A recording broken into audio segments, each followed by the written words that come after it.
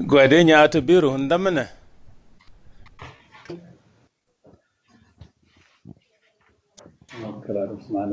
Hello. Hello. Hi, Ato Biru. Thaddeus. Ndamana. Dana. Dana. All right. All right. So thank you for agreeing to join us. I really appreciate that. And I also hope that everybody around here will also appreciate the experience of Ethiopia that you'll be sharing with us. We have a few attendees of logged in. We're waiting for a little bit more, maybe another 5 minutes, perhaps. It's okay, no problem.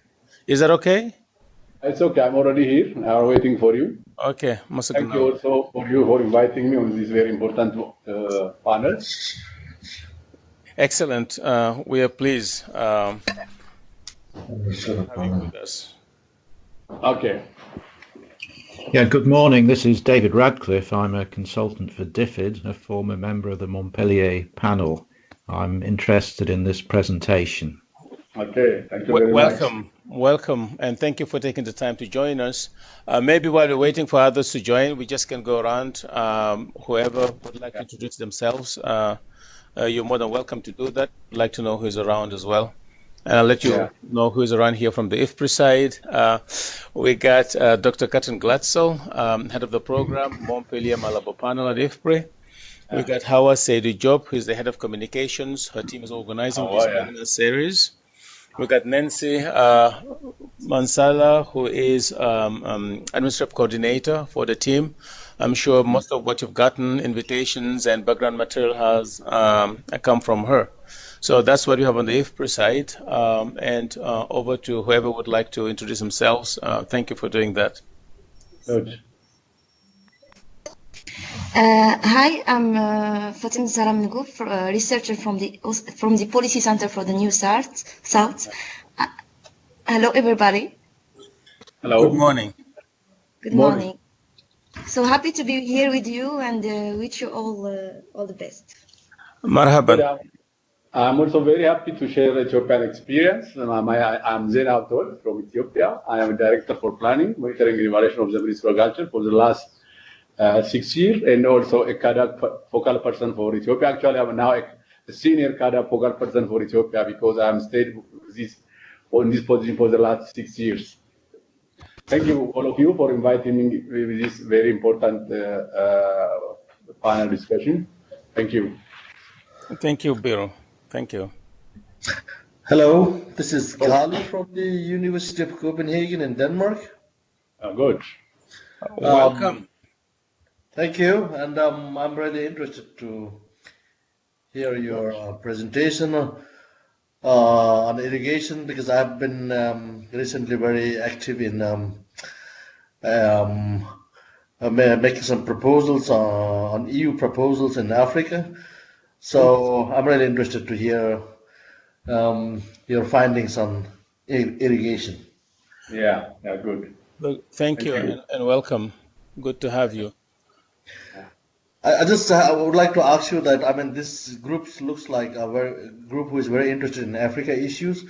Would there be, would you pass on the email of make this a group, and so that we can maybe contact each other and see if there are some interest when you make a proposal? Good. Shall I share you my email? That would be good, yeah. I think you can get from Hawa or Osman, yeah. Yeah, I think if you send us your emails, we'll be more than happy to do that. Yeah. And also give us your consent to add you to our mailing list, and we will do that because of GDPRD. Yeah, good. I will do. Thank you. Okay, so but where should I send the email? Is it just send it over here, or, I mean, because I don't have any email? The announcement that came, or through the chat, we can take it both. Shall I write my email here? Maybe just. Oh, we can write it here. Okay. Yeah. Let me put my email on the next slide.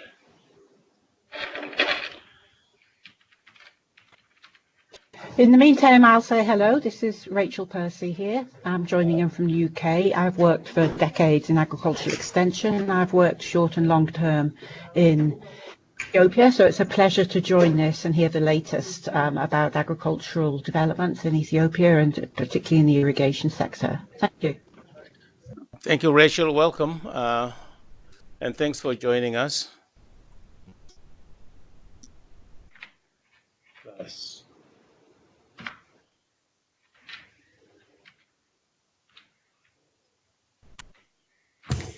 Good morning to everybody. I am Valeria Stellin and I am a PhD student at the Catholic University of Italy, and I am an agronomist, so I'm interested in your topic today. Very good. Thank you very much and welcome to the webinar. We're happy to have you here. Thanks. This is my mobile number and my email for all of you. We can communicate and keep in touch to share experience. Thank you very much. Thank you, Ato Zena. It's very kind of you.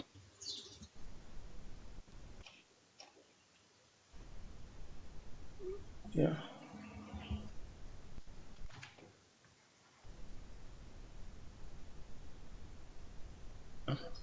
All right, so let us get started. And good morning, everyone, except good afternoon to Ato Zena Biru, who is a longtime friend of ours and one of the leaders in the fight for progress in Africa's agriculture.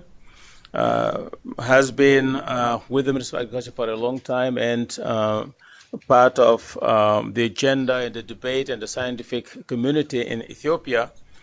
And I'm sure that most of you, looking back at the last 30 years, wouldn't have anything else but admiration for what Ethiopia has achieved, from the main concern in terms of food security across Africa in the 80s and 70s to one of the fastest growing economies, but also the most significant advancement in terms of agricultural growth and production, not just in terms of levels, but also broadening growth itself, reaching into the furthest corners of the country, taking a lot of people out of vulnerability.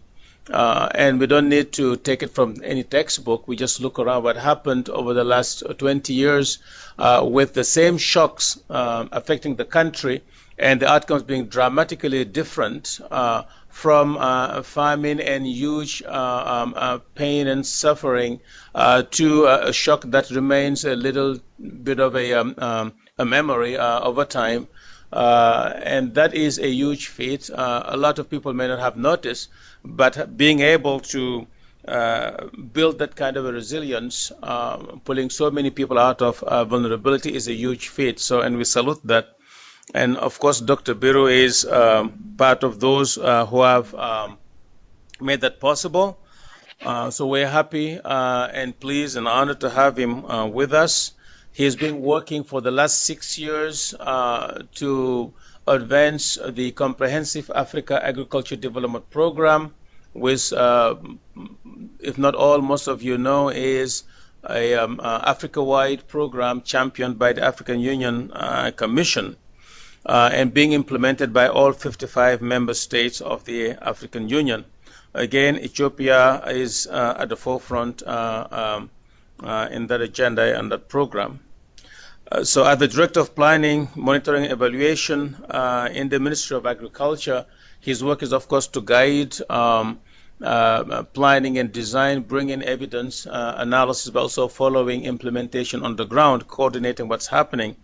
So his understanding and insights of what Ethiopia did and how it did it and why it made the progress it's made is important for all of us to hear, and particularly for the target group of the Malabo Montpellier Panel's work, who are people who would like to replicate positive change, who would like to understand it, and would like to imitate it in order to achieve the same progress that Ethiopia did. The panels work, unlike a lot of other technical panels, has a very specific angle, which I would like just to emphasize before we start our discussion. If you take a topic like irrigation, there are a lot of institutions and research centers and universities around the world that look at the technical aspects of it. What makes irrigation work in a certain context? What are the costs? What are the benefits? What are the risks? What are the different technologies? What are the returns? And so on and so forth. So we think a lot of people do that, and they do it very well. We chose to focus on one specific aspect, which is if you're a high-level policymaker, or you're a director of planning, you're a permanent secretary, you're a minister, and you would like to make progress in irrigation, and you want to do this at scale, not a little tiny pilot here or there, but you really want your country to make real giant steps, you're dealing with a very visible program. It's often an initiative at the minister's level or at the prime minister's level. And we all know that those initiatives are risky politically and financially. If they fail, the costs are just high. And most people at that level of responsibility and authority will want to make sure that all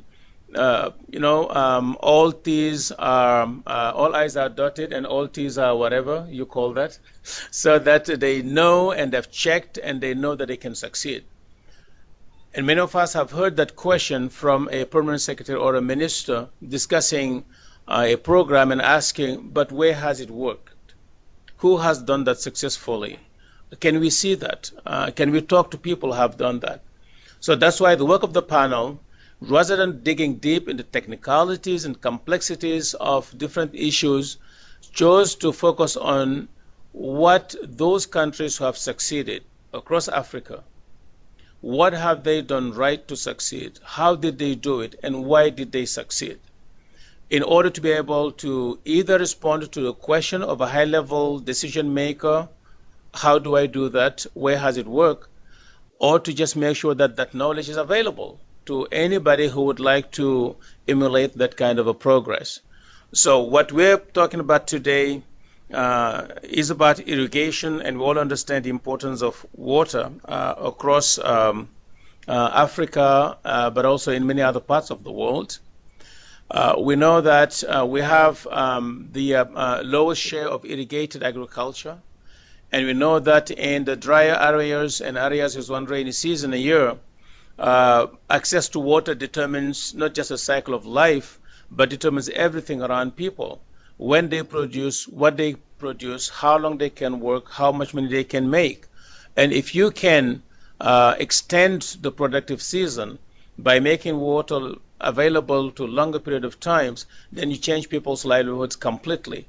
But how do you do that successfully? How do you do it at scale to reach many people?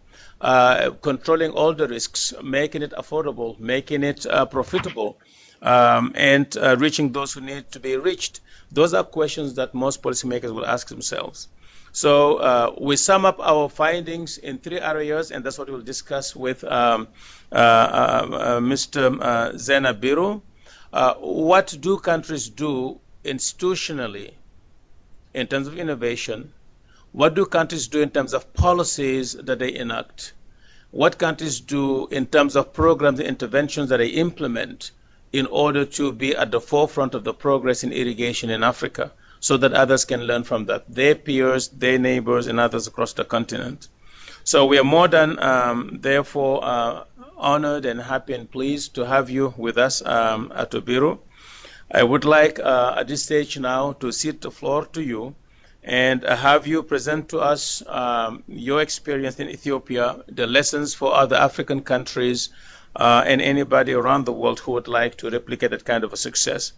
Then we'll take a question and answers from our participants before we go to the closing remarks. Just one thing to say to those who are around the table and online. This series of webinars will be coming at a rate of 2 per trimester, I think, or 2 per quarter. Every 6 to 8 weeks, we'll have a webinar that will focus on one of the topics on which we have issued a report. and for which we have collected the evidence as to what works, why, and how it works. So we look forward to having you with us in the next rounds of webinars. So Ato Biru, Mr. Gunallo, the floor is now yours. Thank you. Thank you, Dr. Osman, the moderator. Thank you, all of you, the participants, very much. I'm very happy to share the Ethiopian experience on emphasizing on irrigation at policy level and even at program level, how Ethiopia implemented and get results using small order irrigation. Actually, I have been in the sector for the last 25 years, not only 6 years. I worked from grassroots level up to the top level, as I have been a CAADP focal person for the last 6 years. My presentation emphasizes on water resource management policy, the currently established smallholder irrigation and drainage strategy, institutional frameworks at strategic level and at institutional level, at regional, at federal, to implement irrigation and water management, and programs and projects that support the small-scale irrigation, and also achievements to date, emphasizing on some issues, and lessons we have learned from our last experience, and finally, challenges. Are you hearing me, Dr. Osman? Yes, we're hearing you very well here, and I hope the others do as well. Okay, this is my content. Let me start with my introduction. As you all know, Ethiopia is a country in Horn of Africa and strategically important. Our current population is even more than 100 million. Now we will make or we will undertake census this year. It will come up with more than 100 million we are expecting. As we all also know, more than 80% of the population engaged on agriculture, even though most of them is rain-fed. Following agricultural development industrialization enacted while the current government coming on board in 1994, the European calendar, the rural development policy also enacted following this agricultural development industrialization benefits our population in such a way that it benefits our population. Why we emphasize on agricultural development industrial? Because 80% of the population on agriculture, therefore agriculture is the only driver for Ethiopian development. It is a source of inputs for industry and also for value addition. That is why we follow the agricultural development industrialization. It is our policies that lead us to become developing rapidly in current or in the last 10 years, 10 to 20 years. During our growth and transformation one, we actually implemented around 4 tactical strategic plans during the last 20 some years. The first one is poverty reduction strategy. The second one was accelerated development strategy to reduce poverty. The third one is the first growth and transformation plan. And agriculture grew at 6.6% on average during the first transformation plan. And the second transformation grew at 4.16% during the second growth and transformation plan. Different studies indicated that Ethiopia's irrigation potential is around 11.1 million. The others also say some 5.3 million. The others say around 43 million. Actually, the assessment clearly show we can take as a real amount of 11.1 million is the potential one. That is the potential irrigation the Ethiopia has to increase production and productivity. Saying this much, when we come to the policy, Ethiopia enacted water resource management policy in 1998 according to Ethiopian calendar. This water management policy include it actually to guide water resource planning, development, and management. It includes water supply and sanitation, the issue of water supply, how could we manage water supply issue, the sanitation issue, irrigation, how we expand small irrigation, large scale irrigation, and middle level irrigation, and also hydropower. Ethiopia is said to be the tower of water, and how really we manage hydropowers. We have cross-border rivers, more than 10 rivers, very important rivers. How could we manage hydropower on these rivers? As you know, we're also building the Renaissance Dam on Abai River. And also, how could we really manage inland water transport, even aquatic resources? These all include under this water resource management policy. Also, water for tourism, and in the irrigation, in the water subsector. The overall policy includes these all I mentioned here, but my emphasis is on small scale irrigation. I will come to it later on. Sorry. Yeah. The irrigation policy also embedded into the water resource management policy, as I mentioned before. It emphasizes on expanding irrigation of irrigated agriculture, improve irrigation water use efficiency. Just make like single line, dotted. Excuse me, could I ask folks to mute their mics? It's interfering with Mr. Biru's presentation. Are you able to click Excel data or no? No, I didn't do it, but yeah, but because when I copied it, and then I can see in the send file that I go, I can't. You don't have to do. I don't know. Do you have to do? I'm thinking like you should make it a more scientific kind of thing, without colors, you know. At Zena, it looks like the others are not hearing you well. We have an Excel version, and then from the Excel version, let's take it and make it a more kind of. Okay. Hello? Change the colors. At Zena, can you hear me? Yes, I'm hearing you. Okay. Can you speak now? We see if the others can hear. There's somebody who's speaking who doesn't have his. Not even cross. I would say just a line like this. Mr. Bahadur Gali, can you mute? Some maybe thick and thin, no? Bin Bahadur Gali, can you mute your mic? Okay. All right. Mr. Biru, can you continue, please? Can I continue? Yes, please. Thank you very much. The irrigation policy was embedded in water resource management policy, as I said before. It specifically emphasized on expanding irrigation agriculture, improve irrigation water use efficiency, increase agricultural production efficiency. This is the emphasis of the irrigation policy.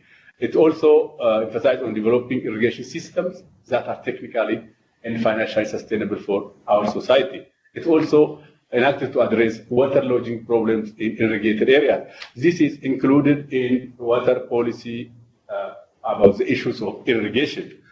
When I came to smallholder irrigation and drainage strategy, it is, it was current strategy developed by the Ministry of Agriculture. It emphasized on improving scheme planning and design, construction management. How do we really design small-scale irrigations? How do we manage?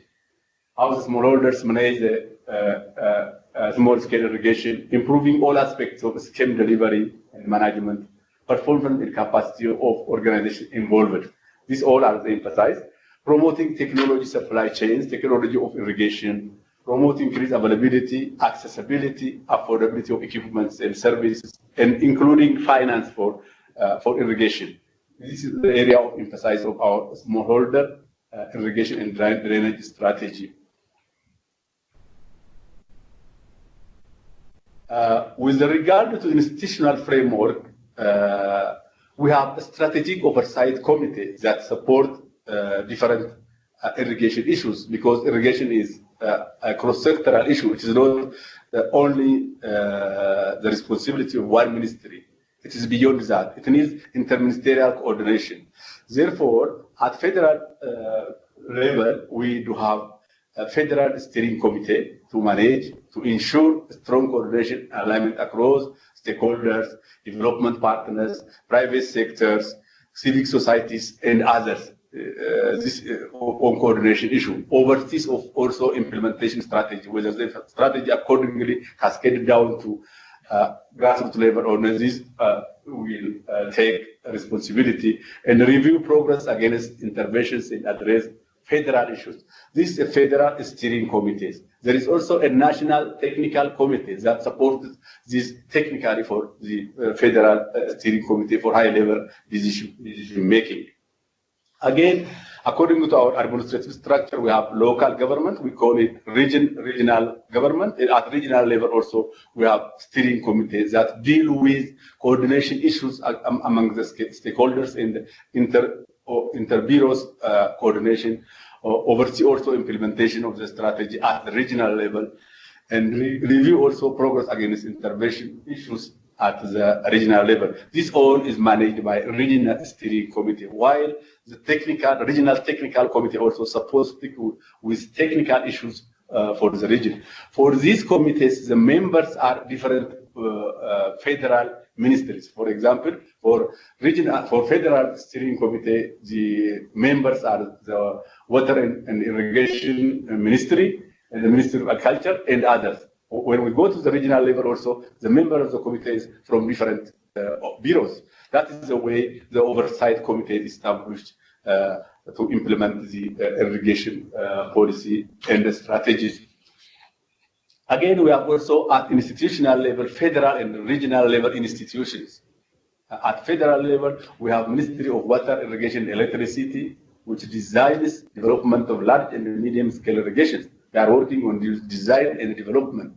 After assessing any challenge and develop the irrigation system, it is handed over to the Ministry of Agriculture or regional institutions to implement the development issue. Again, they also work on policy and strategy development, system development. All is done at federal level with the Ministry of Water and Irrigation. When you come to Ministry of Agriculture, I said before, Ministry of Agriculture, after Ministry of Water develop large and medium scale, it is the responsibility of Ministry of Agriculture to hand over and work on small scale irrigation development or on production of irrigations. At regional level also, go down to the regional level, there is regional water bureaus, Bureau of Agriculture, who work, regional water bureau similarly works on design and development, while the Bureau of Agriculture works on all the extension issues, all the development issues with the smallholder farmers and other concerned private sectors. Even government, if you take, for example, the large-scale sugarcane production, that's actually managed by the federal government, but the irrigation system development is by the Federal Ministry of Water and Irrigation and Electricity. This is with regard to institutional framework. When we come to programs and projects, large and medium scale irrigation projects are funded by the government. There are a lot of projects with irrigation that can be managed with the federal government and even the region. The government allocates for Ministry of Water and Irrigation a budget for different projects. For example, I can mention the Oromia region, the Fantale irrigation project, which is almost 80,000 hectares. It is developed by the Ministry of Water and handed over to Ministry of Agriculture and then to bureaus of agriculture at regional level to support the production of smallholder, even pastoral area, so they are semi-pastoralist. If we take OGA projects of the Amhara region, it is developed by the Bureau of Amhara, Water Bureau of Amhara region, and handed over to Bureau of Agriculture, and the development and extension issue is managed by the Bureau of Agriculture. The other is participatory small irrigation program that is supported by IFAD. And it works on small irrigation, which is less than 200 hectares for smallholder farmers, including all the design and all the extension issues, all the implementation issues managed by Ministry of Agriculture at federal level, at grassroots level by regional Bureau of Agriculture and the structures at lower levels. This irrigation, this work on main regions with more than 50 waradas, or we call districts. It is, implemented with the collaboration of different donors and regional government, not only the federal. Again, the agricultural sector do have different projects. And for example, if we take agricultural growth program project, it is allocated more than $220 million for irrigation components. And the other mega projects are also allocated. They do have their own component, or the irrigation issue is mainstreamed into the components. More than 20% or 50%, 15% budget allocated in the project for irrigation components. If we take the big productive safety net program, they do have a public work component. In the public work component, they work on small scale irrigation for safety net areas, especially for food insecure areas.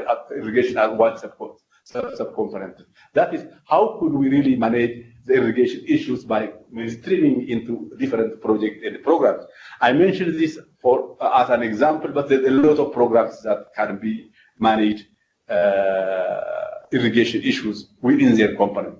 Even regional governments allocate budget and develop projects and implement for smallholder households at grassroots level. When we come to achievement to date for the last 10 to 15 years, we, as you know, if I start from the policy, water management policy was established. Smallholder irrigation strategy, as I mentioned before, were developed and implemented. There is also water user proclamation. It was enacted how to use the water. This proclamation enacted and cascaded down to the regions and implemented. There is also water user association. When we come up with some irrigation scheme, after finalized and hand over to the smallholder, we have to establish an organization, an association that manage the irrigation schemes. Otherwise, it's very difficult to manage. They have to organize in groups because irrigation water is used not for only one farmer. It is for many smallholder farmers. They organize into that water user association and utilize and maintain the development systems. Again, we also link other strategies with irrigation systems, such as mechanization. Mechanization, we have to come up with mechanization machineries for support this irrigation. There also we come up with rural job creation strategy, because rural job creation strategy will support creation of rural job in irrigated areas. Youth are organized in groups and use that irrigation as a rural job. That's also one. We also emphasize with irrigation on smallholder horticulture. Therefore, we develop smallholder horticulture strategy. Most of the horticulture production is by small-scale irrigation. That is why we develop smallholder horticulture strategies that in such a way that uses for rural youth and rural women to work on irrigation. There are also a lot of manuals and technology packages developed for irrigation.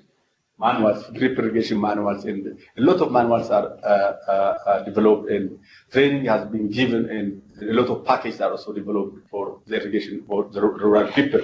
There's also working on standard of irrigation equipment. In the old days, we don't have standard for irrigation pumps, different equipment. This has been developed with the support of standard authority and distributed to our smallholder farmers.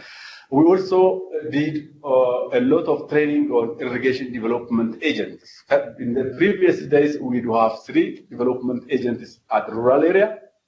One for natural resource that also encompass irrigation. The other is livestock. The other is crop. But currently, we developed a curriculum into our technical vocational education, and the curriculum is specific to irrigation development agents. They specialize in irrigation and support our rural farmers.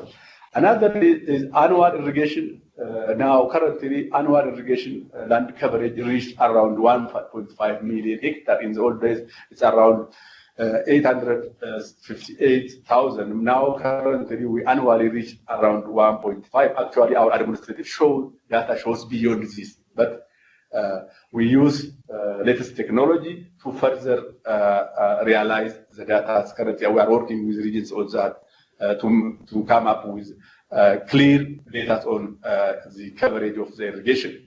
But it is estimated that at least annually we can cover around 1.5 million hectares with reality. Total production by irrigation reached around 500 million quintal. This is actually horticulture crops, not cereals. It is estimated around this one. And productivity also improved up to 125 quintals per hectare. So these also include some cereals, but most of them are horticulture crops. And the feasibility study has been also done and distributed to farmers to work on feasible crops for irrigation. Otherwise, if you simply emphasize on irrigation, it's very difficult. Currently, also we made some trials on lowland wheat to produce wheat with irrigation and substitute for import. This is also under trial with the Ethiopian Agricultural Research Institute. We will expand this to reduce also to substitute export crops. This is what we have started actually this year. Doing all these things, the income of smallholder household also increased due to the irrigation. It is really there's a great difference between those on rainfed and working on irrigated areas. They can even exceed more than 50,000 or up to 200 or 1,000 or 300,000. They can get from one acre because they can produce 2 times or 3 times per year. There is a great difference for those farmers who are working on irrigation land other than compared to those on a rainy field. This is what we have implemented using our programs and projects for the last years. And I can show you some small-scale irrigation dams that are constructed by the Ministry of Agriculture. When I say small scales are up to 200 hectares. Medium scales are from 200 hectares to 3,000. More than 3,000 is a large scale as per our standard. These are some when we are providing trainings with farmers. This is one of the farmers there that the farmers are taking lessons from best farmers on the field, from their neighboring experience sharing actually. There is also irrigation for rural use. Organized in groups. When we come to lesson, I'm actually sharing, the specific technical part. I am how the correlation mechanism at policy level and at institutional support and at programmatic level. The government commitment is one of the lesson we have learned for the last implementation of irrigation. When I say commitment of the government, allocation of the government budget for irrigation, as I told you before, there is also currently with the new Prime Minister, irrigation got very, very, very important emphasis to allocate more budget for irrigation also. So the government also put a direction, one farmer to have at least one water source for irrigation. Maybe it is 100 or it may be small scale. At least we have to cover most of the farmers to at least have one water source for irrigation. The other institutional support, as I told you, we do have water bureaus at regional level and water ministry at federal level who work on strategic issues and policy issues. That's a very important thing that we have learned. Again, mainstreaming the irrigation issue, especially small irrigation issue, in different development projects is one that we have learned. The other is scaling up of best practices, as I showed you before. For example, the direction we put as a government is one model farmer or one best farmer have to back up 3 farmers. Support 3 farmers can learn from one best farmers. If we expand this way, we can reach a lot of farmers even by sharing best lessons. The other is the continuous training at all levels. We provide training of trainers from the federal level, coming up with new technologies, new extension package. This can be cascaded down to the rural farmers through training of traders and the development agencies we have at grassroots level to train farmers. This is a way we spread out the issue of irrigation. This is a lesson we have learned for the last 20 years. With regard to challenges, the greatest challenge is capacity limitation at all levels. Capacity limitation at federal level, even we have very low capacity of implementation.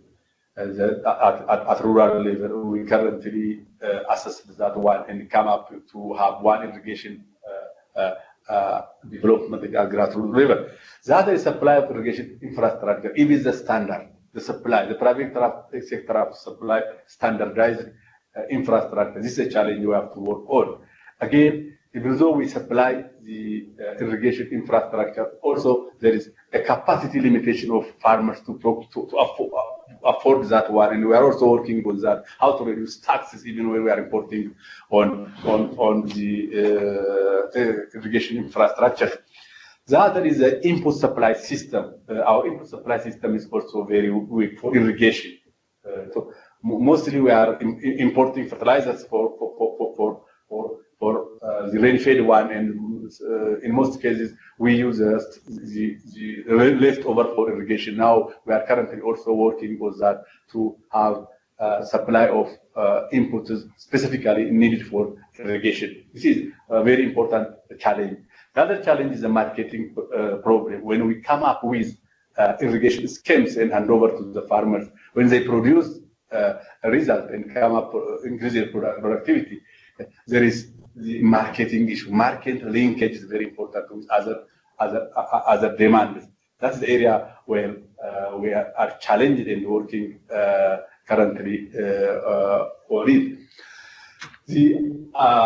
This is what I have for you. Shortly, we can come to discussions how we can manage irrigation issues in Ethiopia. Thank you very much, participants. This is what I shortly have for you, and now I can leave the stage for Dr. Osman for questions and for you. Thank you.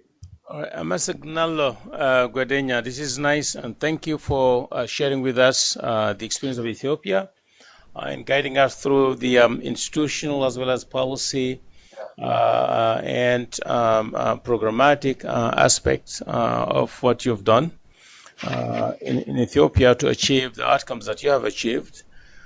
We have several participants online. So we have two ways of conducting the question and answers. You can speak directly to the mic and ask your question directly to Ato Biru.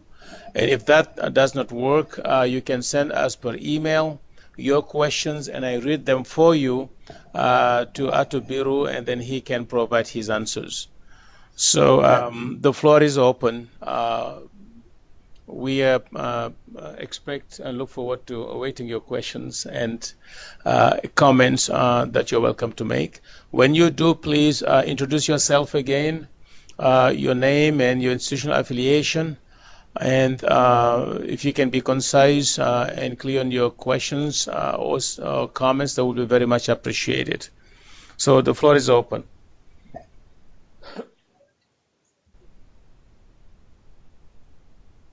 So while we are waiting, we got here one question from Richard Apple. Dr. Biru, how can we have access to the manuals and technology packages so that we can adapt to our local conditions? Very spot-on questions, because the webinars is for us a platform for exchange between countries. So the manuals and technology that you have in Ethiopia and developed, how could they be made available to other African countries for customization adaptations for their own needs? Mr. Biru. Yeah, since we established a forum now, this forum is one of the objectives of the forum is to exchange manuals. You can use me as a focal person, and if possible, I can try to put on our website, moagov.et. If not on the website, I can share you through my address. This is, we have two modalities. You can check if it's available. I will also check whether it's available on our website or not. I try to manage it to put on the website. If not, you can communicate to myself and I can collect the manuals and distribute to you.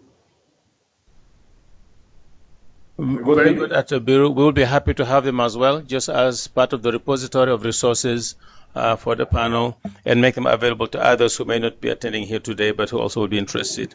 We'll also be happy to share the link to your site so that they could also get it from there. I have the next round of questions. Hello, is somebody speaking? Yeah, I'm Zena from Accra, Ghana. Please go ahead. I'm Zena working for the International Water Management Institute based in Accra. I have a few questions for Mr. Zena. I'm really happy to look at the frameworks, how Ethiopia is really undergoing the irrigation development. But I don't really understand where is the monitoring part of the development planning, because we feel that there is also probably depletion or salinization when we are really using this massive irrigation activity in the country. So who is really controlling this? We know the role of the Ministry of Water, Irrigation and Electricity is the role of Minister of Agriculture. So where is the monitoring issue really lies? Who is controlling depletion of water resource? The second question is, what is the role of research in the framework? You have different research institutions, including the Ethiopian Institute of Agricultural Research, and even there are research institutions beyond, like you have the International Water Management Institute based in Addis. So how is the linkage with these national and international research institutes to make sure that the water resource is not depleted? Thank you. Thank you. Shall I respond? Two questions. What are the M&E and how irrigation being managed and regulated so that water is not depleted, right? Water resources. Yeah, the issue of water depletion, the monitoring and evaluation issue is for the Ministry of Water and Irrigation and Electricity. It is also one of the weak area we have to work for the future. This is the mandate of the Ministry of Water, Electricity, Irrigation and Electricity to monitor the issue of water depletion. And for the research, we do have as a Ministry of Agriculture, I'm mostly emphasizing on Ministry of Agriculture actually. We have a Rural Economic Development and Food Security Coordination Working Group, all the stakeholders, including the international and subcontinental and regional institutions to the member of to come to the member of this REDNFS and coordinate issues of different developments. Irrigation research is also done with one of the area we identified with our strategy is extension service and research for irrigation. This research issue is managed by the Ministry of the Ethiopian Institute of Agricultural Research. We are working together, and we have a forum where we work together. That's what I have for you.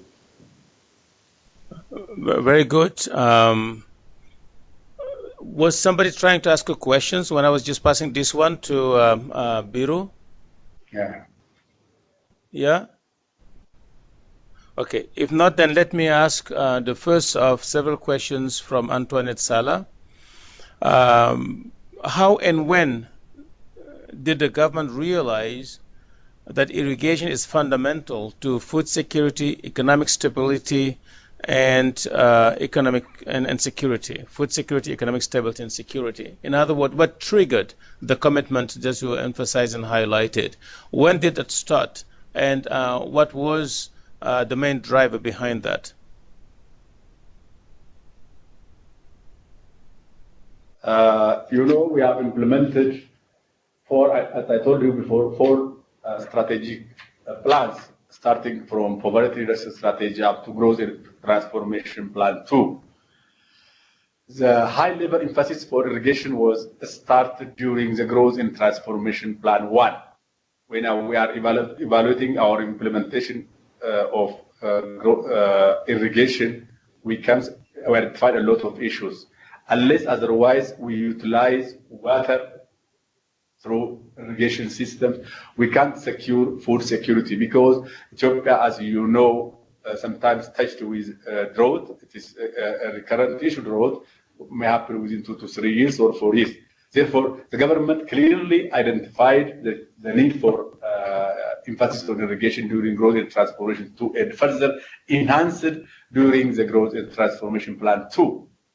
Now the new Prime Minister is also take as a high level emphasis on irrigation for food security and even for economic development, because we do have a lot of rivers. We have a lot of water sets. We have to use that for production, for productivity, in order to develop our economy and improve even income of the smallholders, and to become a middle income country in 2025. Very good, thank you. There is another question here. How is irrigation introduced to farmers and entrepreneurs? How do you do the outreach? How do you get the interest? They trust, confidence that they can do this, that it can work for them, that they know about what it is and what it can do for them. How are you organized as a country to do that? Because at the end of the day, it's a smallholder and entrepreneur. Smallholder who uses it and entrepreneur who sells it, who fabricates it, who maintains it. So how do you get them involved and engaged? With regard to accessing irrigation to the smallholders, when one of the project come up with small-scale irrigation and develop, the extension is working around that. Rural community communicates the extension, the smallholder farmers, and as I told you, the extension package developed will be trickled down through training of trainers to the development agents. The development agent also trains the farmers. How can they produce? How can they use new technologies? How can they use technology packages? How can they use fertilizer? This can be reached the farmers through our extension workers. Previously, as I told you, a natural resource management extension worker. Currently, we started training irrigation specific development agent, and now we can also start to use that one.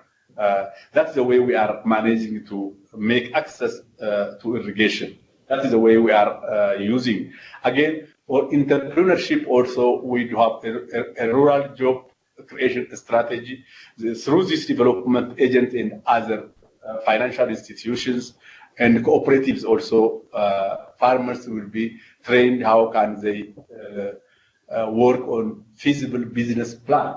And they also get training how could they get finance and how they work on feasible interventions. And that way they can get finance for irrigation and start production of irrigation like vegetables and other horticultural crops. That's the way we access to our smallholder farmers.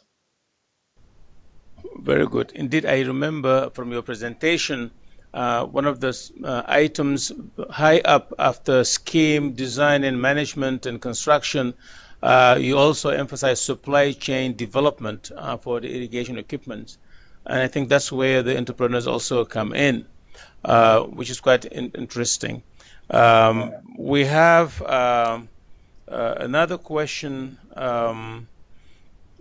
which is the most frequent methods, technologies of irrigation used by smallholder farmers in Ethiopia.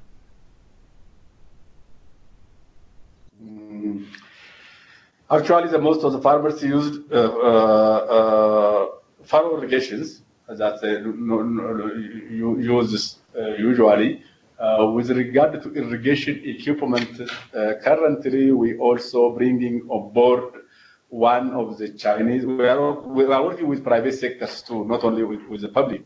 One of the Chinese company now agreed with us to come up with irrigation and mechanization equipment with Ethiopian standard and open here a company and supply irrigation equipment and other mechanization materials for the rural farmers. When that issue come up, first we train our extension workers, and our extension workers, this training transfer to the farmers. That is the way we are managing. Whenever we come up with some medium-scale irrigations for the farmers' field, as I told you before, after the irrigation system is built, a training will be given to development agents, and the development transfers that training to the farmers, and the farmers can come to production of horticulture or other crops that is feasible in that area. That is the way we are managing the irrigation issues again. A quick follow-up maybe from here in terms of the methodologies and equipment. Is it mainly gravitational, or do you use small motor pumps, straddle pumps? Is it small river diversions? What are the main technologies, or like the two most frequent technologies that you use for smallholder? We use small dams, river diversions. Even sometimes we use also gravitational system. We can use pumps also.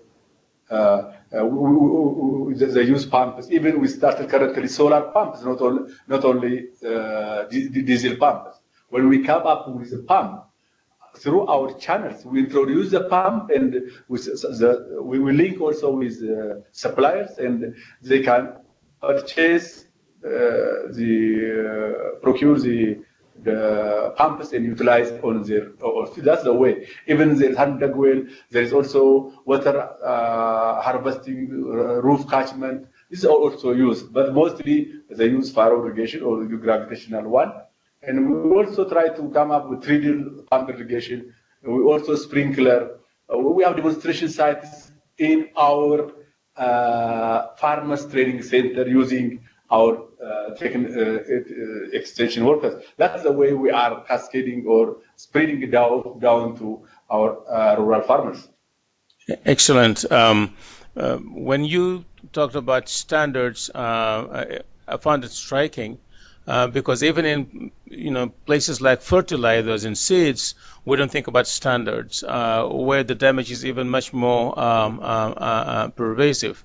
And yet here in irrigation, you're thinking about standard. And there's a question here that came from Richard. What is the issue about standard of irrigation equipment that you are concerned about, or what do you do about it? What do you mean with that? When I mean with the standard, if you take pumps, that's imported into our country, they have to come up with our standards that it can, speed water per hour this much, and that can farmers affordability. We can see affordability of farmers. We have to see its price, affordability, and the technical feasibility. I'm not an irrigation technician, actually. I can't say more on this. But it emphasizes on these issues with the standard of a pump you take. If you take the fertilizer and others, when we come up with, some areas we can come to produce maybe onion, we have to, or potato, Irish potato, we work on the package of that potato. How the amount of fertilizer it needs, the amount of water it needs, the amount of fertilizer, the chemical we use for weeding. These all are the technology extension package, and this can be training for farmers to utilize on his field. That is what we mean extension package and standards. Excellent. This is very good approach, I think, quite important. We have a question from the room here, and then I'll go back to the questions online. Catherine, you introduce yourself. Yes, hello, Mr. Biru. This is Catherine Glatzel from the MaMo panel. Thank you for the presentation. I have a question on financing. Irrigation at scale requires substantial upfront, but also long-term investments. And I'm wondering, how do you, if you do, work with the private sector in public-private partnerships, for example, to finance irrigation developments? Well, with finance, as you told us, it's also one of our challenge area. We are working on it. We do have financial institutions at grassroots level in every regions. What we do is our extension system links these farmers with financial institutions. If somebody else need a water pump, there is a business plan to work, for example, on production of potato with irrigation. If you have, the farmer do have maybe 0.25 hectare, we will work on feasibility. He will buy a motor if you need a motor pump. Therefore, we will work on its feasibility on business plan, and the farmer will plan how to buy. And then, if that is feasible, we link with microfinance institution. As a microfinance institution, will provide supply him a finance to buy that motor, and then make production, and he will resettle his payment within maybe 3 years, 2 years. He can agree with the microfinance. There's also there is saving component with that. When he's working on production, he will save out some parts of it with that microfinance. That's the way we are linking the farmers with microfinance institution, even though the cost of irrigation is very, very high. That's the way farmers are managing to get pumps and other irrigation equipment, and even others. Okay, very good. Thank you for that. Then a question here from still Antoinette Sala. What are the main crops that are under irrigation by small commercial farmers? I was struck by the fact that not only did you think about standards and about irrigation, you also thought about packaging irrigation for the crops that will bring the biggest returns for the farmers, so to make it not just attractive but also sustainable. So you mentioned horticulture, and I guess what Antoine wanted to know is that in terms of the packaging, which are the more common crops that you bundle with irrigation programs or in irrigation programs? In irrigation programs, regions make assessments and study which crops are feasible for farmers. Mostly cereals are not feasible for irrigation. We used to use horticultural crops such as onions. We frequently use onions, Irish potato, even sugar beets, garlic, tomato, and others that are feasible, and the feasibility is given to the farmers, and we can make changes to extension package that one, and provide training for the farmers. They can utilize different packages and can produce those feasible crops. That's the way we are managing. Very good. Thank you. And of course, that's important to bring that all in one bundle, coupled with training, with standards, with supply chain, and with technology support. You mentioned in terms of the irrigation policy, it was irrigation and drainage in one of your statements. The issue of waterlogging and how you can avoid that also came up. The question here from Dr. Fantau is, they are indeed in part of the country where land is being abandoned due to waterlogging and due to lack of subsurface drainage. How prevalent is the problem? What are you doing against that? How is the drainage programs you talked about helping mitigate those issues? Yeah. We actually work with research with natural resource subsectors on issues of waterlogging, even salinity and alkalinity. Now the issue of salinity and alkalinity is worked on with research and with natural resource subsector of the Ministry of Agriculture. We come up with to use lime to protect salinity, and also further assessment will also be done with Ministry of Water and Irrigation to work on issues of water lodging and all high-level issues that we can later on change to some package, come up with package. Now, the issue of salinity and alkalinity is given special assignment to the natural resource sector to work on and come up even further with best technologies of the world to adopt and cascade down to the smallholder farmers. That is the way we are managing. Very good, thank you. And here's a question from Rachel. It's great to be at 1.5 million hectares irrigated. The potential, however, is much larger, 11 million hectares. So what is the plan? What is the government doing to gradually expand and to exploit that potential whilst also addressing the challenges you just listed at the end of your presentation? Are you thinking about it? Are you doing something? Yeah. We already planned to reach 4.4 million hectares during the second growth and transformation plan. We can work together, Ministry of Water Resources with Ministry of Agriculture to expand the irrigated area using smallholder, using also different projects. That's what I said. We cascade the issues of irrigation to different components with different projects and standard low projects like small-scale irrigation. Also, the regions allocate budget, the federal allocate budget for medium and large-scale irrigations. The Ministry of Water and Electricity assess the feasibility of different rivers and different water sources and come up with construction of dams and river diversions, and then transfer to hand over to farmers and working on that. That's the way we plan to expand to reach this potential. Related, of course, to the expansion is the cost of irrigation from 1.5 to almost tripling. And there's a question we had earlier from Antoinette Sala, which is, what is the average cost of small-scale irrigation, let's say per hectare, what you have developed? If there's a range, what's the range or the average cost?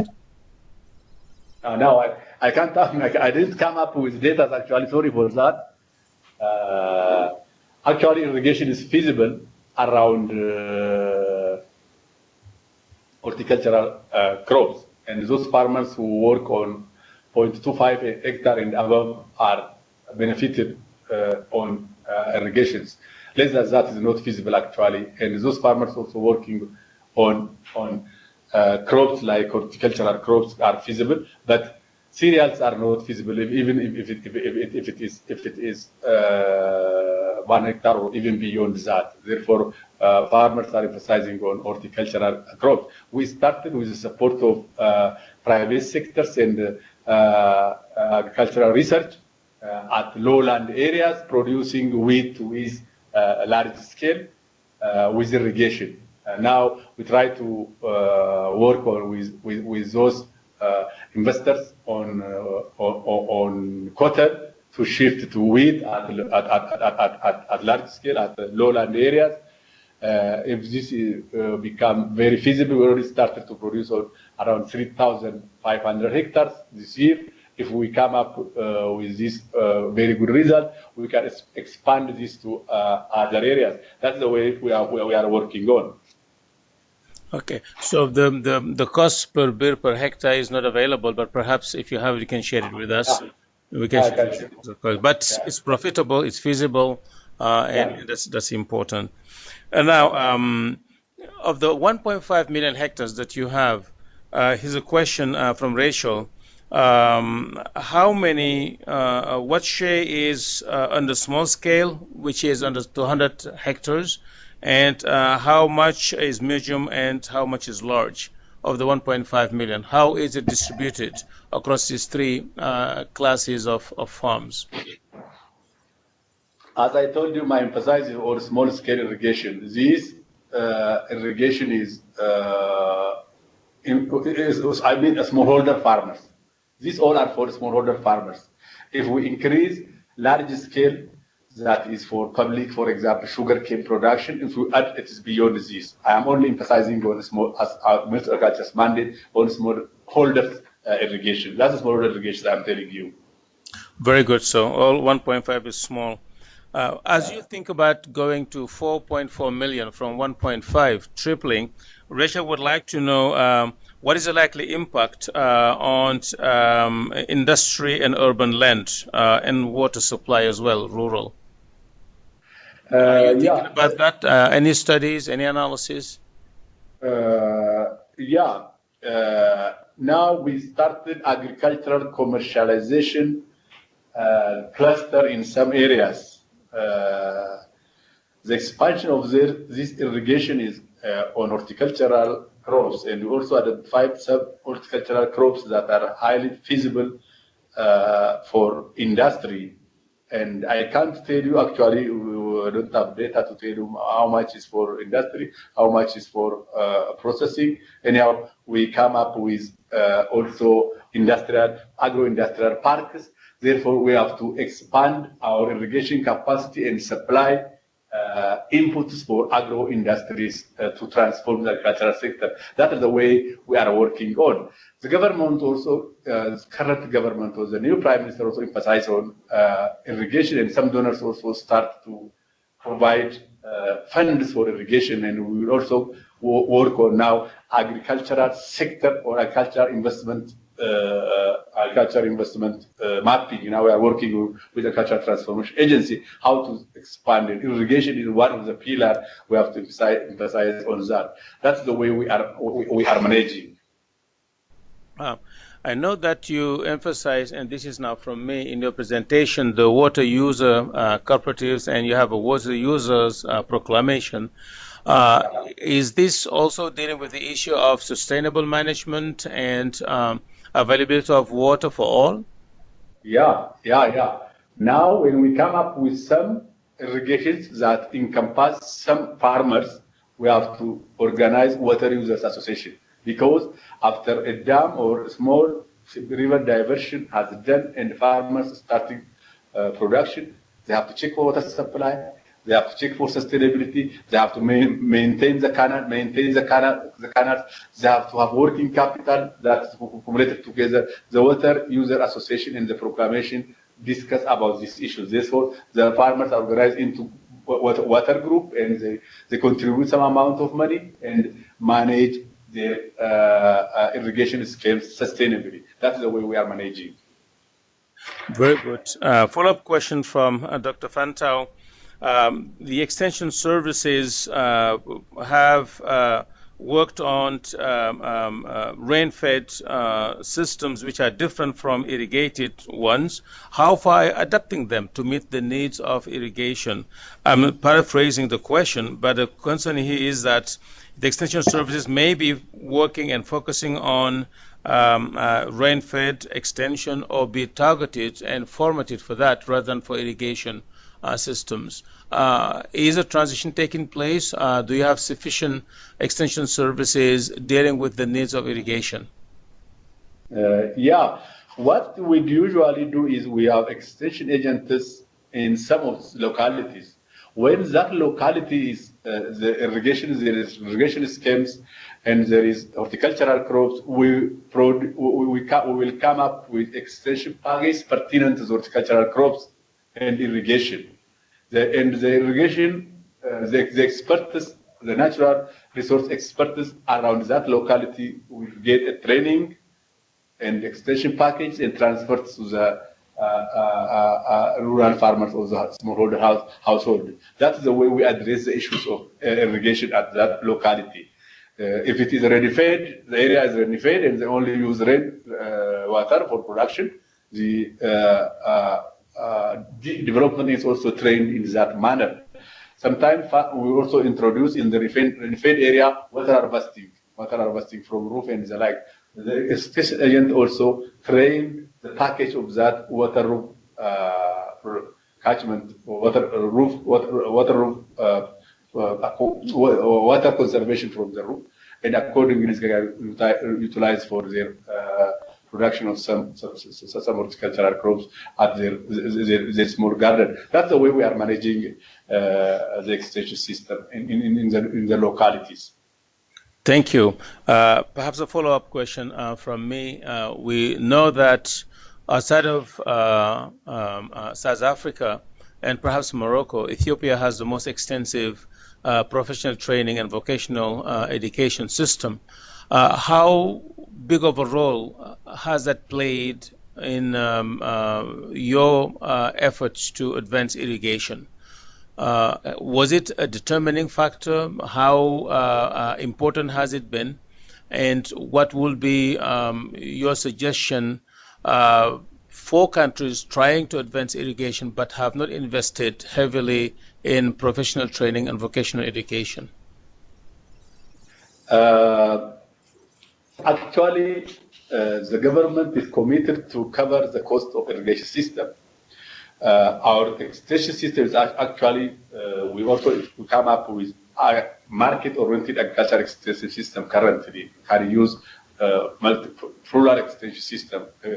Actually, in most cases, it depends on public extension, and the government will cover the cost. The cost is very high, but through time, we will back up with model farmers. Even we try to reward model farmers that are working well on their small farms. And as I told you before, one model farmer can teach can back up three medium or other farmers to bring to his level. And through time, we can represent the extension workers with farmers itself, because if you have a lot of farmers that are well trained and well capacity to use extension packages, other farmers can learn from that. That's the way we manage it. Currently, our extension cost is very high.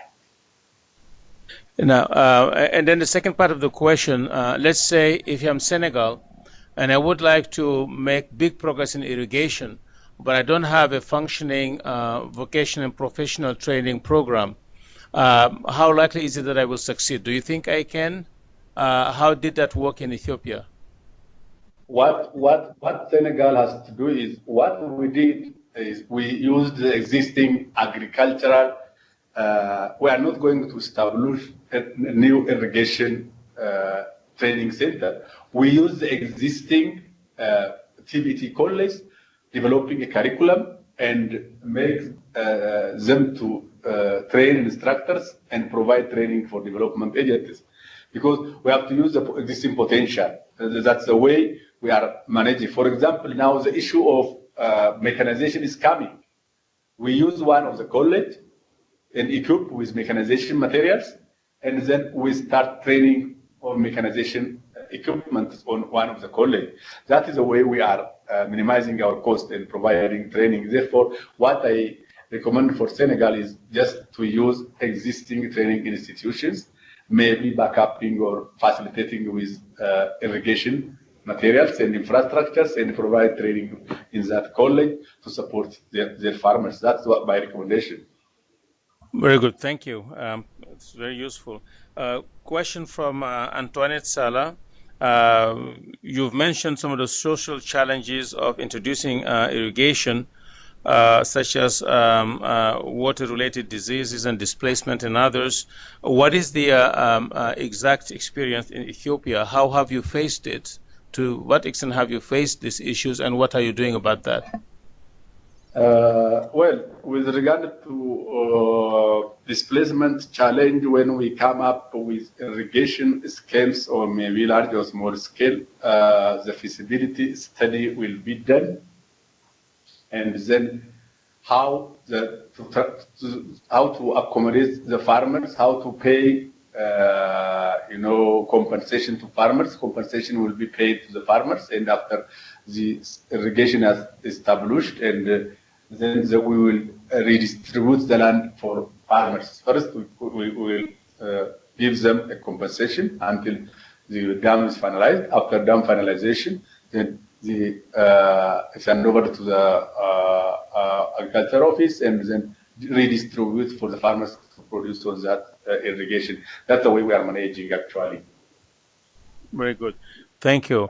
Let me come back here to the issue of institutional infrastructure. What's striking is the organization at the federal level to coordinate and lead the irrigation agenda, but also at the regional level, a similar setup with steering committees and technical committees and regional bureaus and so on. How do those three different levels, or maybe two, federal and regional, how do they work together? How do they coordinate action so that they can execute the programs and execute them well? Yeah. At federal level, the regional bureaus are also the member of the steering committee to share experiences from the region. Maybe not so many, some of them, maybe water bureau from agricultural bureau, the member of the steering committee at federal level to get information. They do have also common platform to discuss with each other. That is the way we are managing to integrate. We also have to have, for example, we have a forums, for example, every quarter with the normal government system, we evaluate the performance of the irrigation, the different subsectors with Bureau of Regions and Federal. The same is true for Water Ministry. Every quarter they evaluate their performance. That will touch issues of cross-sectoral, even interministerial issues. Through that we can communicate, because the steering committee also, when coming together, they are from different ministries and from different directorates. They can discuss issues, and every of subsector members can take their issues to their ministry and discuss through their system up to the ground level. That's the way we are managing actually. Very good. There is a follow-up question to that from Rachel, which is, do regional technical committees have other ministries in them? Are they represented, like the Ministry of Water Supply, the Ministry of Sanitation, etc.? Are they also in the regional technical committees or the water bureaus? In the regional technical committee, when we say regional steering committee, mostly bureau heads or bureau deputy heads of different inter-bureaus are the members. When it comes to technical committee, different directors or different middle-level officials are the members of the technical committee, and even senior experts. That is the way we are interlinked together. Very good, thank you. Here from Asia, a question that Rachel is asking, but also very relevant here in Senegal. For example, and we are calling from the IFPRI office in Dakar, so that's why we are referring to Senegal. Dakar has grown very fast, and it's facing water supply issues. And the government has recently decided to dig wells in the main peri-urban horticultural area around Dakar. And there are some concerns that supplying the city from water from those areas will in the coming years probably dry up the food supply chain to the city. So you really have to make a choice. Either you have the crops, especially most of fruits and vegetables coming to Dakar, come from around Dakar, that area. If you pump the water into the city to drink, then probably you won't have the vegetable and the fruit. So you have either or. So the question of Rachel here is there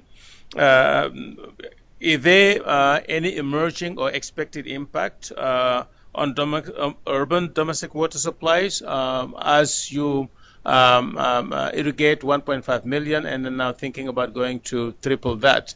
Are there issues emerging or anticipated?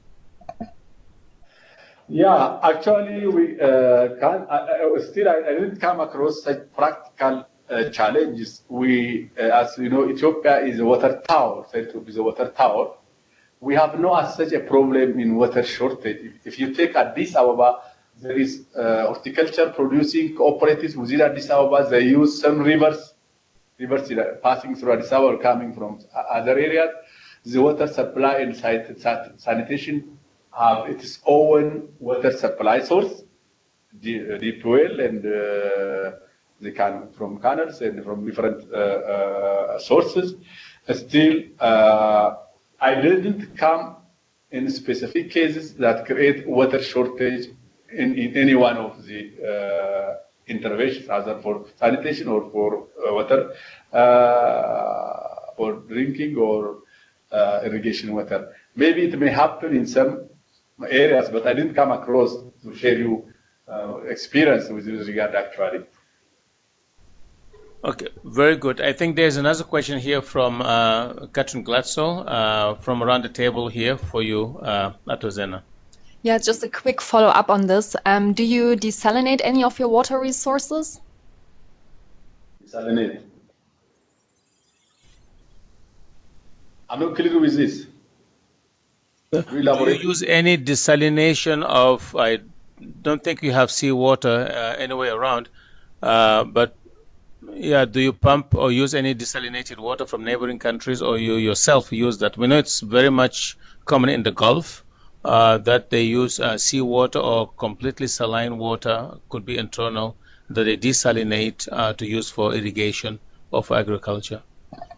I didn't come such practically, but some there is some some lakes, small lakes that is with high level of salinity that cannot use for production. We didn't start such treatment actually to use for that. Most of our lakes and our rivers are can use for production without problem. Okay. But we have work for salinity for the future. In some Matara area, for example, around Nazareth, go down to the east part, there is some very small lakes that cannot be used for production. Okay. That's what I know. Very good. Thank you. Then here, you said and emphasized in your presentation that irrigation is mainstreamed into projects and programs. Question, how do you go about that? Do people expect and know that, or do you have a procedure in place to make sure that all projects are vetted and reviewed to make sure that they address irrigation? What do you do to mainstream irrigation in projects? To mainstream irrigation, one of our pillars is to expand irrigation. Therefore, when a project comes up, the project should have to be comprehensive. For example, if you take agricultural growth program, it deals with all growth issues, with irrigation, with market, with institutional capacity building, and irrigation issues. That is the way we are managing. When we come up with, for example, productive safety net program, in order to implement agricultural production, actually, productive safety net is contextually it's a productive program, but it's working around drought areas with chronically food insecurity areas. It do have public work component. When I say public work, maybe it's conservation, maybe it's the community that selects the public work. When it's public work, it may be school expansion, it may be conservation, it may be irrigation. If the community needs small scale irrigation, therefore, on the assessment of feasibility of the project, they will come up with some small scale irrigation components that include into the project. That's the way we are managing. If you go to small sustainable land management program, the sustainable land management program is especially working on conservation. When it's working conservation on some localities, the projects identified and come up with one may be irrigation, the other may be conservation.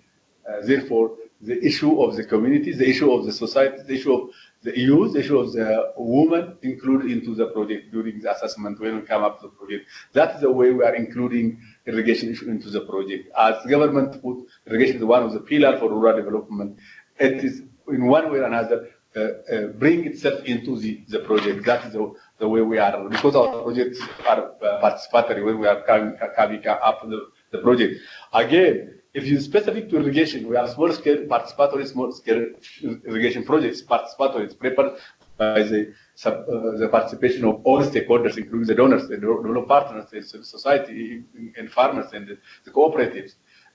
They more emphasize on irrigation, but they have to work on institutional capacity building, on marketing, because we can't overlap projects. When one project is go to one locality, it has to be comprehensive and solve the prioritized issues of the community. That's why we are managing.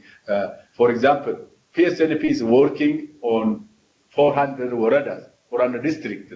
In these districts, there is no agricultural growth program in that area. Therefore, the productive safety node should have to encompass almost all the development issues of the locality. That's the way we are managing, and irrigation is coming to be.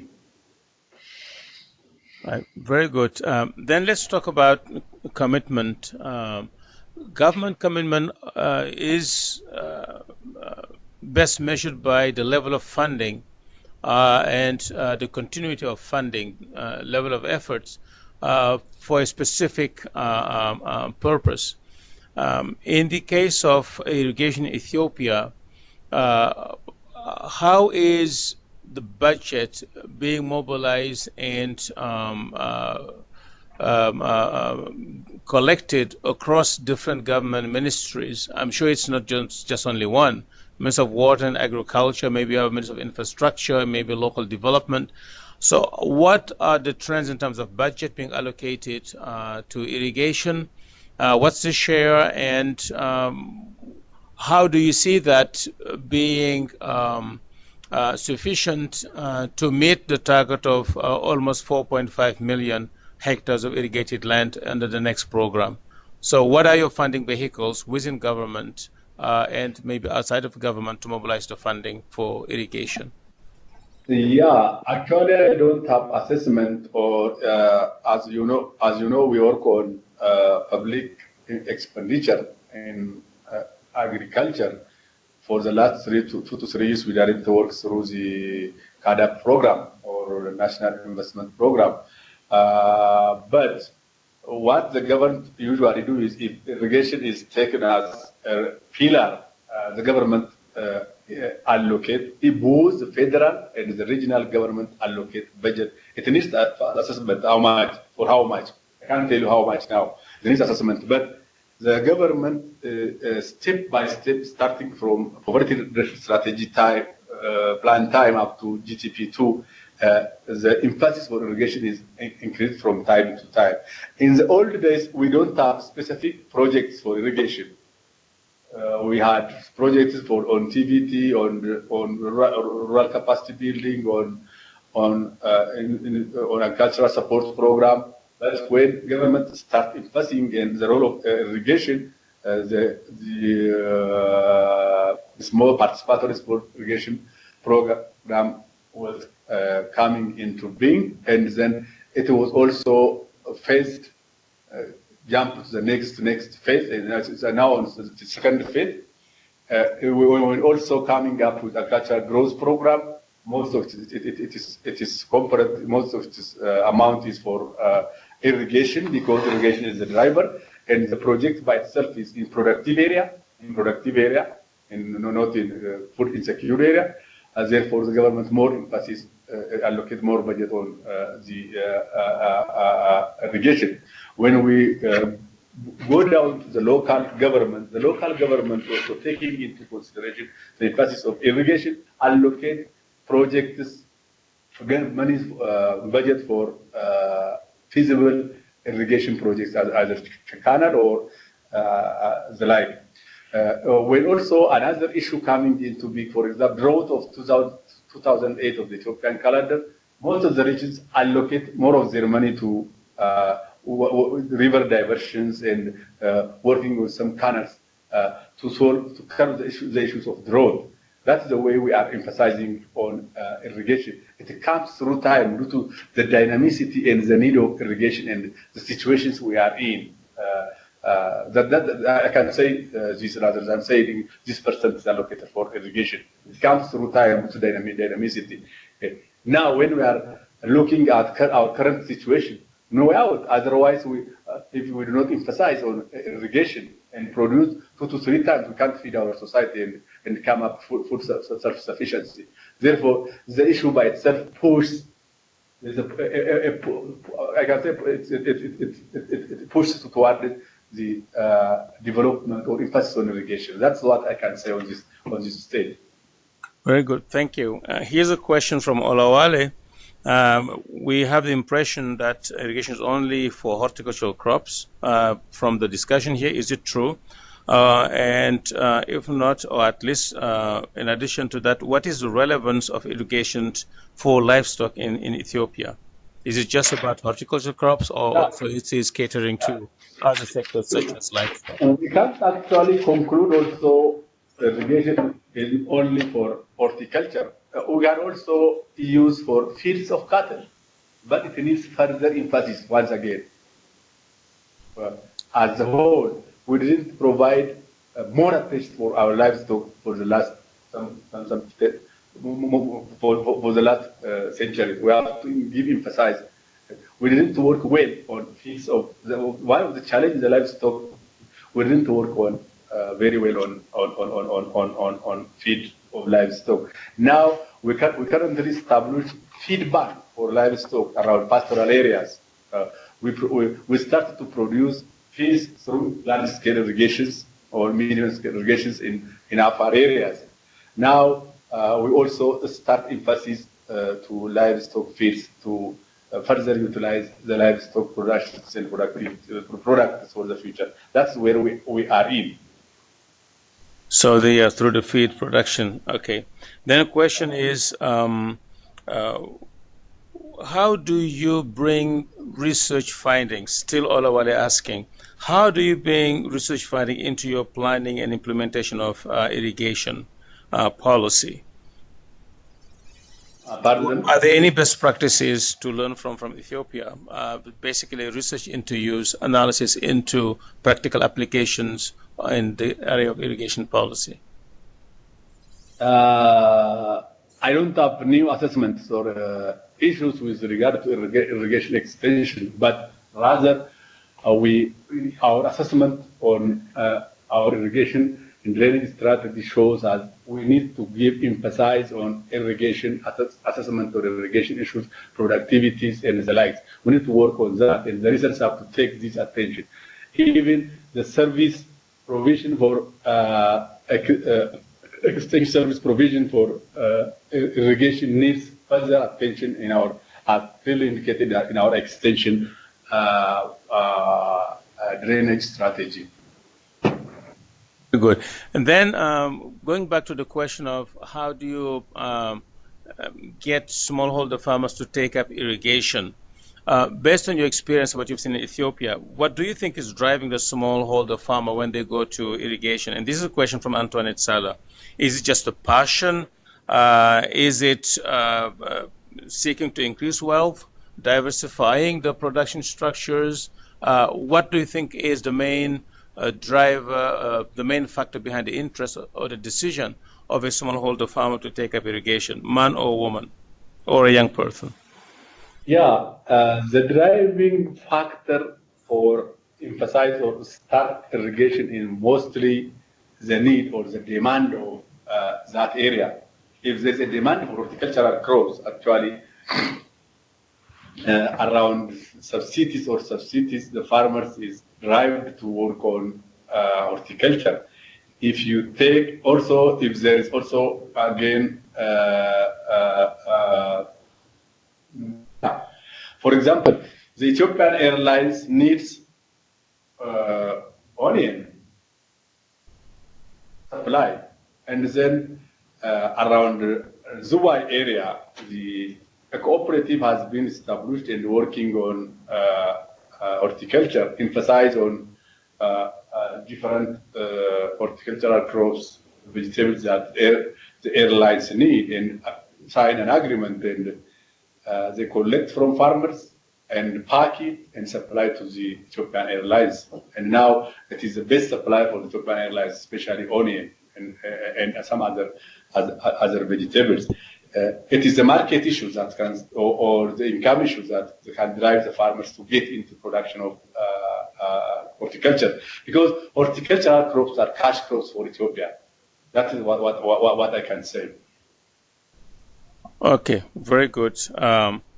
Then I guess that was. We do have another question here from Dr. Fantau, which is about the lack of a policy for irrigation technology scaling up, a strategy for irrigation technology scaling up. Is this a challenge that you are, looking to address? You mean lack of irrigation scaling up? Irrigation technology scaling up. That is his choice of word. There is no irrigation technology scaling up policy or strategy, a strategy or policy to scale up irrigation technology. I guess this is probably going to be part of what you would like to do to go from 1.5 million to 4.5. Do you have a policy and a strategy to guide you in doing that? That's the question, I guess. One of our strategy is actually when we are coming up to strategy, while we are planning to scale up irrigation to 4.4 million in our GTP. One of the issue is the irrigation strategy. We don't have a smallholder irrigation strategy. And now we started working with that, and we come up with a smallholder irrigation strategy, and even with smallholder horticulture strategy. These all together guides us how we expand, on which crop we emphasize on irrigation, which crops are feasible. This is what the irrigation strategy can showing us. That's what can I say. Okay, good, thank you. When we talk about small-scale irrigation and we talk about farmers adopting the technologies, there is a cost associated with that. I know that Catherine asked how do they get access to financing and things like that, right? But I also understood from you, Zena, that the government also pays for some of these technologies. Can we have a good idea as to what is the part of the irrigation infrastructure or equipment or technology that the farmer has to pay for, and what is covered by government? If it is, easy to differentiate like that. Question here is just to get an idea of the burden on the smallholder in terms of investing in small-scale irrigation. Yeah, when we are investing on small-scale irrigation, when we come up, for example, with small participatory small-scale irrigation project in some farmers' area, if irrigation scheme is the intervention, the river diversion and the scheme construction, all these things is covered by the government through the project or through other government allocated project. The farmer's cost is to buy equipment of irrigation for himself, or after it's hand over again to the farmers or start utilization, they have to upgrade into water users association and pay for the maintenance cost and for the management of the water. That is the cost covered by the farmers. The other costs covered by the government. The cost of input, the like will be covered by the farmers himself. Okay, very good.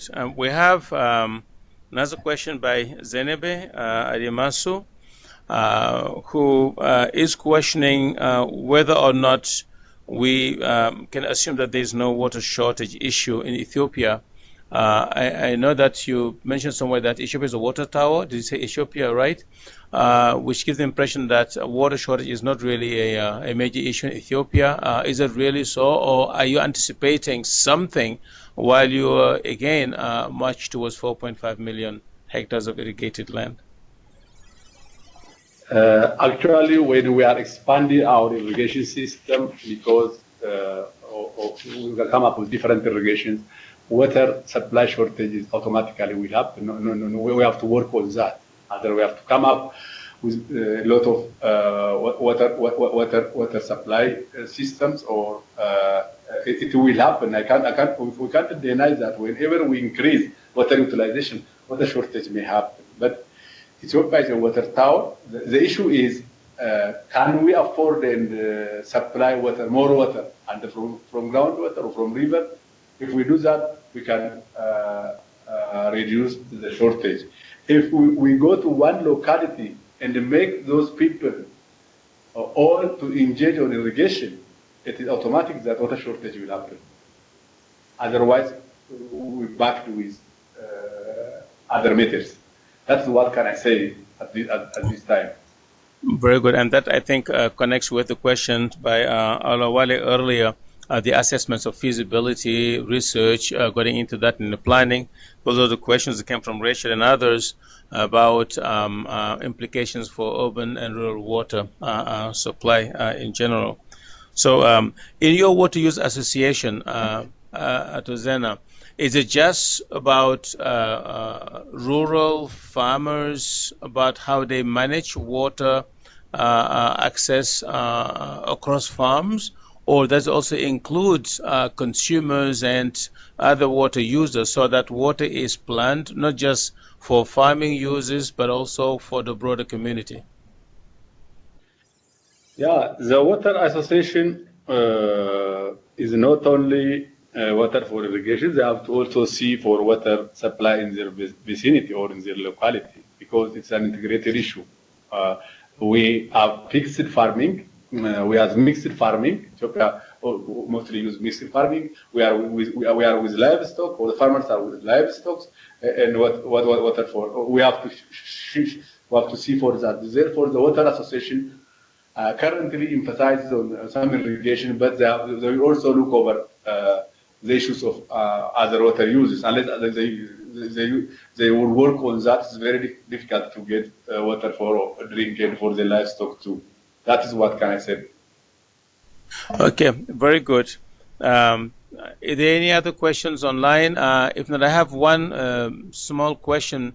As you go towards the 4.5 million hectares, are you also thinking about which crops you think will be the priority crops because of the potential, because of market demand, because of profitability? Have you gone that far in your reflection? You mean what types of crops are feasible? Yeah, because you usually try to have a package for the farmers, and the package reflects what you think the market to demand from them, and what will pay for the cost of irrigation.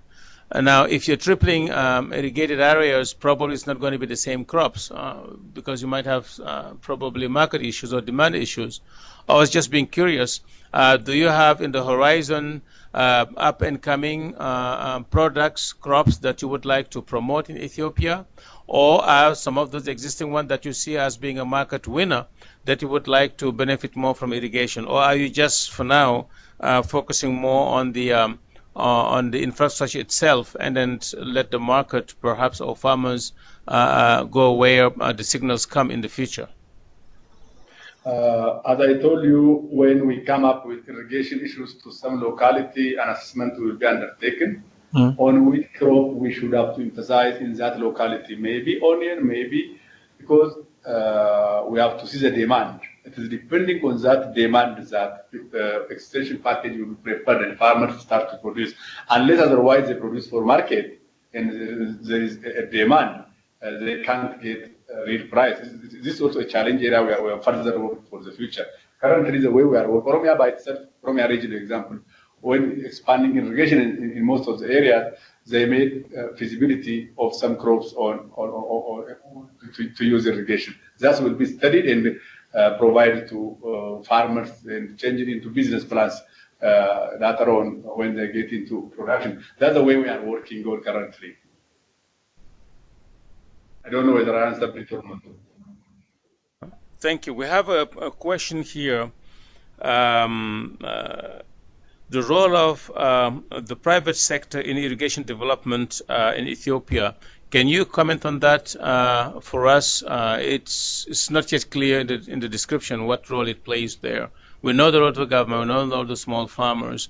We know you talked about the supply chain issue, where I know that's where the private sector is. Can you expand a little bit on that? Yeah, my emphasis and our mandate as Minister of Agriculture is, on small scale, smallholder farmers. That's why I didn't touch more of the issue of private sector. The private sector is also by investment. When they come into investment and they choose irrigated area, for example, if you take cotton is by private sector. In Awash River, they construct their own irrigation dams and then work on cotton production. That's the way they are managing. But we need to work more on the private sector irrigation for the future. We need further touch. That's what I have for you. Yeah, and also I think you had reminded us that you're dealing here more with small-scale irrigation. I guess probably most of the private sector will be in the large-scale, medium to large-scale irrigation with the thousands and thousands of hectares. But they do have a role, though, in the small-scale arena, and you're just talking about that. I also would expect that they will have even a much bigger role in supply of equipment, maintenance, repair, imports and distribution, and things like that, which is huge. Yeah. We have something that could be maybe the final question from Antoinette.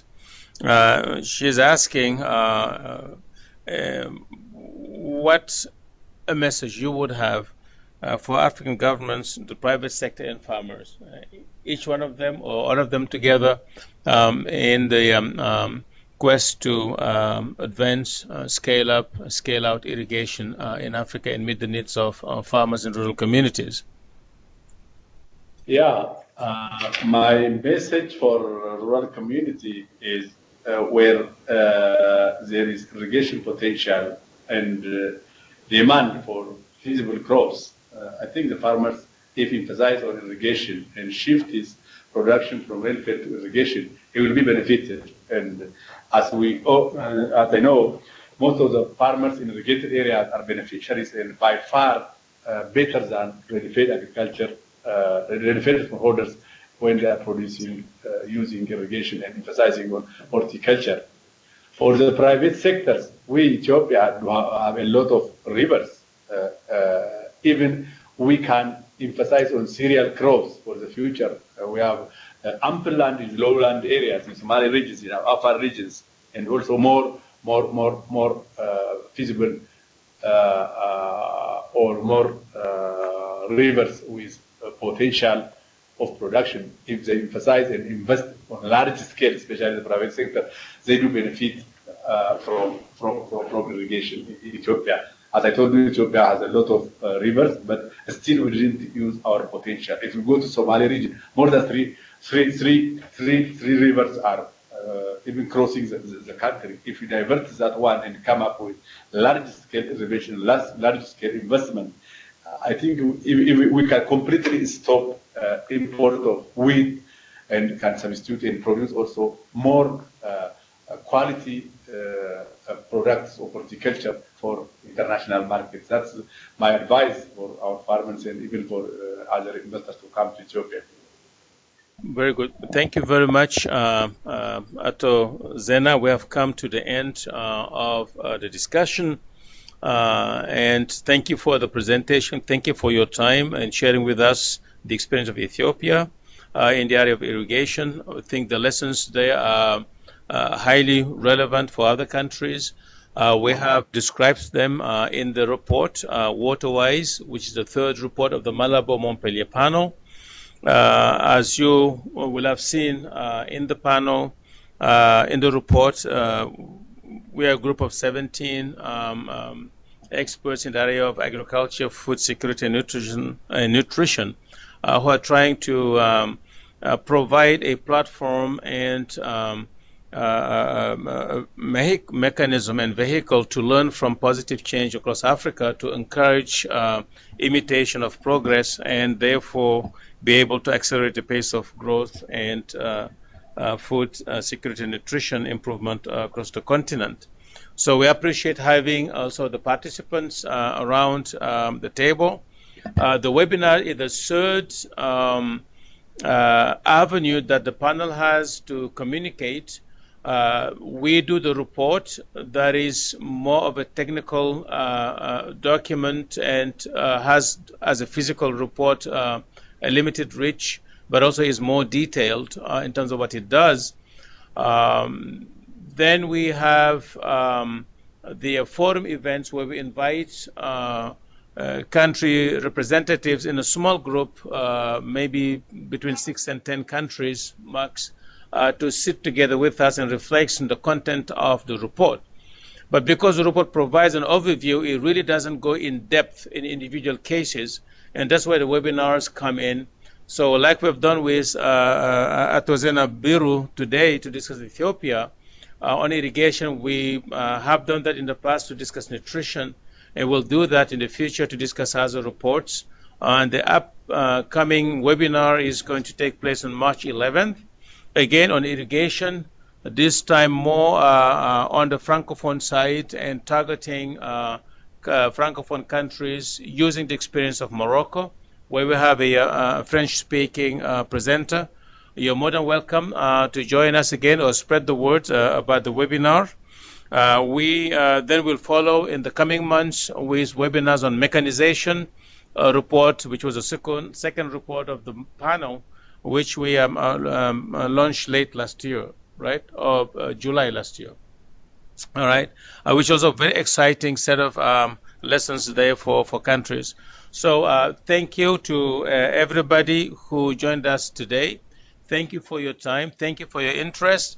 And we look forward to seeing you in other webinars to come. You have shared your emails with us. We'll put you on the mailing list, not just for the webinars, but for reports and for everything. Finally, how we're going to use your input here today, your questions, we'll use all of that and harvest it as part of a checklist and guide list for countries thinking about replicating the issues we discussed here. In the case of irrigation, the very many very important questions here could serve as a checklist for a country wanting to replicate the success in irrigation by Ethiopia.